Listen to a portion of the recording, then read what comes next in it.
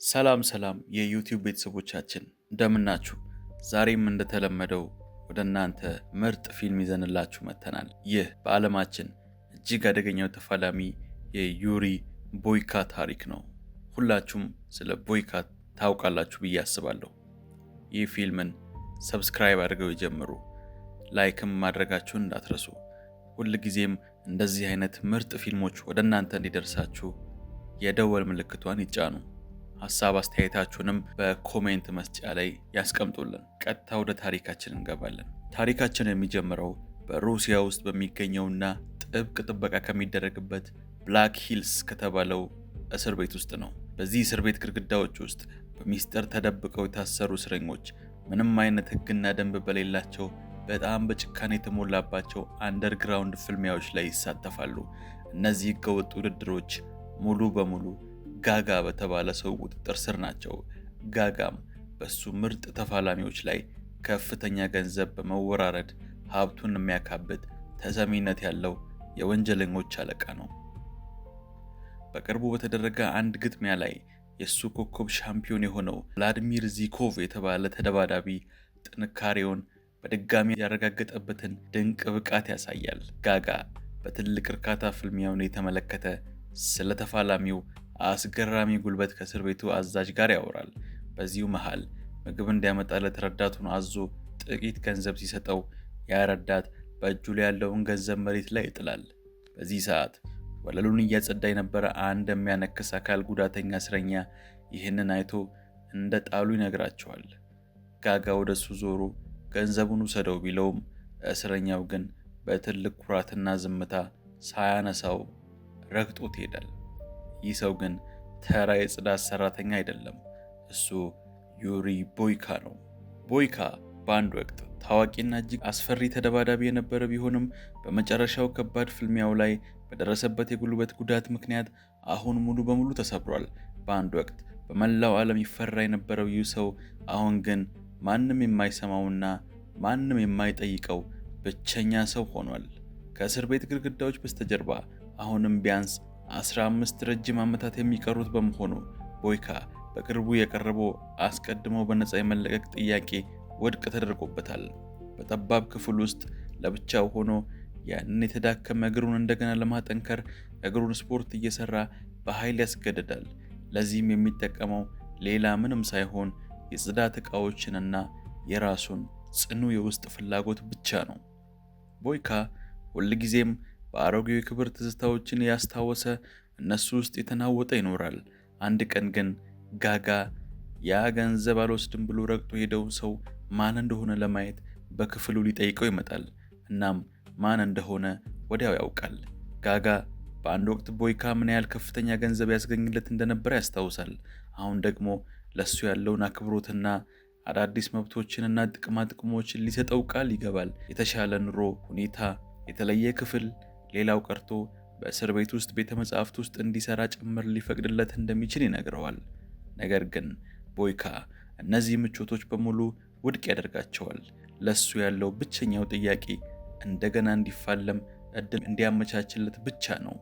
ጋጋ ግን ጭንቅላቱን በመነቅነቅ እሱ የወደቀና የተረሳ ሻምፒዮን እንደሆነና አሁን ላይ ለፍልሚያ በፍጹም ዝግጁ እንዳልሆነ እንዲሁም ከአዲሱ ሻምፒዮን ከዚኮቭ ጋር የመጋጠም ብቃት እንደሌለው፣ ስለዚህም ምንም አይነት እድል እንደማይሰጠውና በዓለም አቀፍ መድረክ ላይም በድጋሚ ቆሞ መፋለም እንደማይችል ይነግረዋል።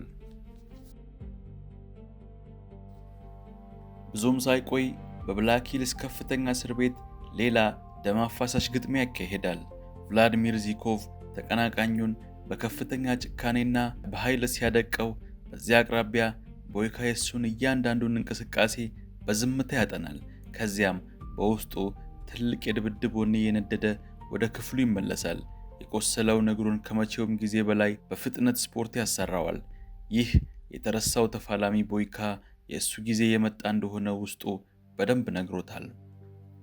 የሚቀጥለው ውድድር እየቀረበ ሲመጣ ቦይካ ውሳኔውን ግልጽ እንዳደረገ እንመለከታለን። ያደገውን ፀጉሩን ሙሉ በሙሉ በመላጨት ወደ ሪንግ ለመመለስ ይዘጋጃል። በመጨረሻም ያለ ረጅም ጊዜ ሲጠብቀው የነበረው የውድድር ቀን ይደርሳል። በዚህ ጊዜ ግን ድል ማለት ከብላክ ሂልስ እስር ቤት ሻምፒዮንነት በላይ ትልቅ ትርጉም አለው። ምክንያቱም አሸናፊው በቀጥታ የመጀመሪያው ዓለም አቀፍ ውድድር ላይ የመሳተፍ ዕድል ያገኛል። የዚያ የውድድር ትልቁ ሽልማት ደግሞ ነፃነት ነው። አዎ፣ አሸናፊው ለራሱ ነፃነት ሲል ይዋጋል። ቦይካ ይህንን ወርቃማ ዕድል ከእጆቹ እንዲያመልጥ በፍጹም አይፈቅድም። እሱ ወደፊት በመራመድ በቀጥታ ዘልቆ በመግባት አዲሱን ሻምፒዮን ቭላዲሚር ዩዚኮቭን በድፍረት ይገዳደረዋል። መልእክቱን በደንብ ለማስተላለፍም አንድ ባልዲ ውሃ በቭላዲሚር ዩዚኮቭ ላይ ይደፋበታል። ጠባቂዎቹ ቦይካን ጎትተው ለማውጣት ቢሞክሩም ጋጋ ግን ይህ የቆሰለው አንጋፋ ተዋጊ ፍልሚያውን እንደማያሸንፍና ከዚህ ፍልሚያ እንደማይተርፍ እርግጠኛ በመሆኑ ፍልሚያው እንዲካሄድ ይፈቅዳል። ነገር ግን ፍልሚያው ተጀመረ። የሆነው ነገር ሁሉንም አስደመመ። ቦይካ ከማንም ግምት በላይ ፈጣንና ጠንካራ ሆኖ በመገኘት ዩዚኮቭን ከአንድ ደቂቃ ባነሰ ጊዜ ውስጥ ሙሉ በሙሉ አደቀቀው። ያ የማይነካውና ማንም የማይደፍረው የነበረው ሻምፒዮን ከሪንጉ ውጪ ራሱን ስቶ ሲወድቅ እስረኞቹ ከሽቦ በስተጀርባ ሆነው ቦይካን አዲሱ ንጉሳቸው አድርገው በከፍተኛ ጩኸት ያወድሱታል። ከጥቂት ጊዜ በኋላ ቦይካ በከባድ ጥበቃ በጆርጂያ ድንበር በኩል ጎርጎን ወደ ተባለው ሌላ ጥብቅ እስር ቤት ይወሰዳል።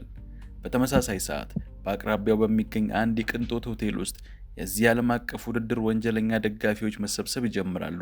ከነዚህም መካከል የእሱ አሸናፊ የመሆን ዕድልን አሁንም የሚጠራጠረው ጋጋ ይገኝበታል።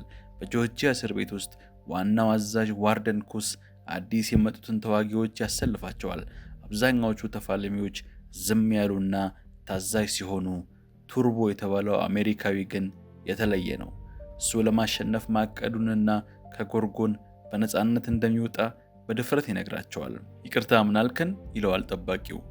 ቱርቦም ስላቅ በተሞላበት መልስ በጣም ማራኪ ነህ እያልኩህ ነው በማለት ይመልሳል።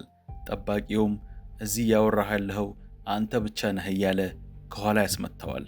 እስረኞቹ ለውድድር በሚዘጋጁበት ጊዜ ተሰሚነት ያለው የጆርጂያ የወንጀለኞች መሪ ሚስተር ሪዞ የመጡትን አለቆች በታላቅ የራት ግብዣ ላይ በመቀበል ወደ ከተማው እንኳን ደህና መጣችሁ ይላቸዋል።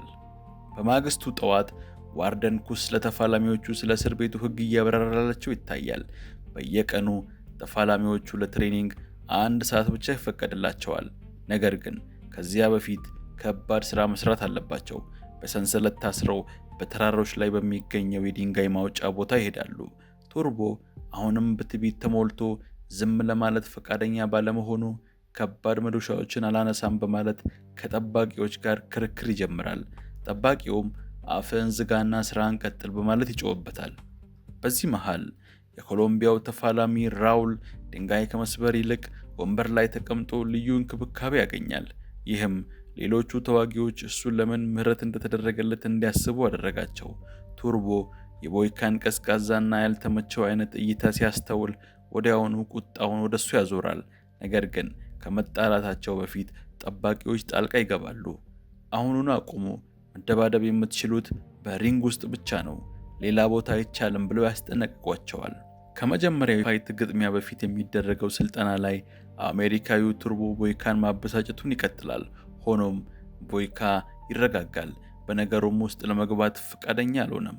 አብዛኛዎቹ አዲስ መጤዎች በከፍተኛ ሁኔታ በሚሰለጥኑበት ጊዜ የኮሎምቢያው ሻምፒዮን ራውል ግን የተለየ መንገድ ይከተላል። እሱ ጉልበቱን ይቆጥባል። ይልቁንም ባለቃው በሚስጥር በተሰጠው የተከለከሉ አበረታች መድኃኒቶች የብረት ሳጥን ላይ ተማምኗል። በዚህ ኢፍትሐዊ ብልጫ በመታገዝ በልምምድ ወቅት ተቀናቃኞቹን እንደ ቀላል ዕቃ ሪንግ ውስጥ በመወርወር በቀላሉ የበላይነቱን ይይዛል። ብዙም ሳይቆይ የህልውና ውድድር ይጀምራል። ይሄ ውድድር የተሸነፈ በህይወት አይቆይም። 4 ግጥሚያዎች ላይ አንድ ጠንካራ ብራዚላዊ የግሪክ ተዋጊ በከባድ ድብደባ ለሞት በሚደርስ ሁኔታ ይደቁሰዋል። በመቀጠል ቱርቦ ወደ ቀለበት ገብቶ ክሮሺያዊውን ተፎካካሪ በብቃት ያሸንፋል።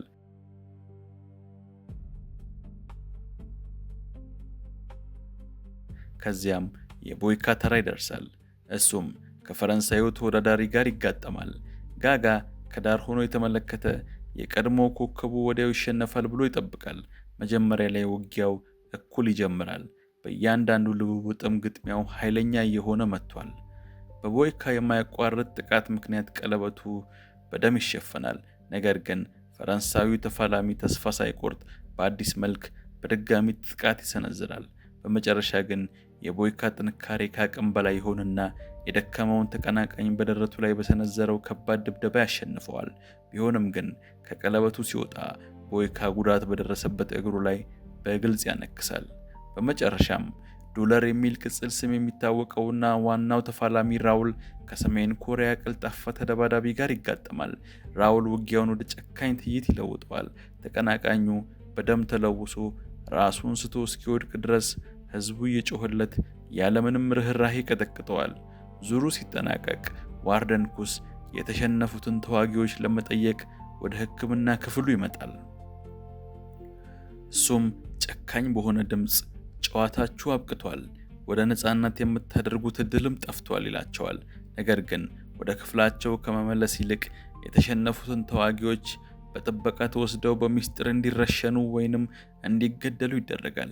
በህይወት ለተረፉት ግን ውድድሩ በተራራው የድንጋይ ማውጫ ውስጥ ከሚደረገው ከባድ ስራ ጎን ለጎን ይቀጥላል።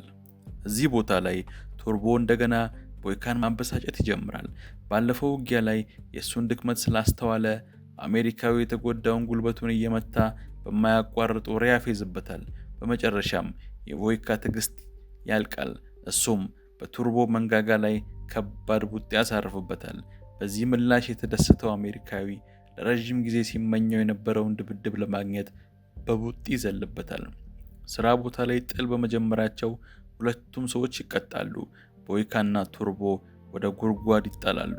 እሱም በጣም ቀዝቃዛ መጥፎ ሽታ ያለውና አየሩን በጣም የታፈነ በመሆኑ ለመተንፈስ አስቸጋሪ የሆነ ቦታ ነው። እዚህም ቢሆን ያ እረፍት የሌለው አሜሪካዊ አያቆምም።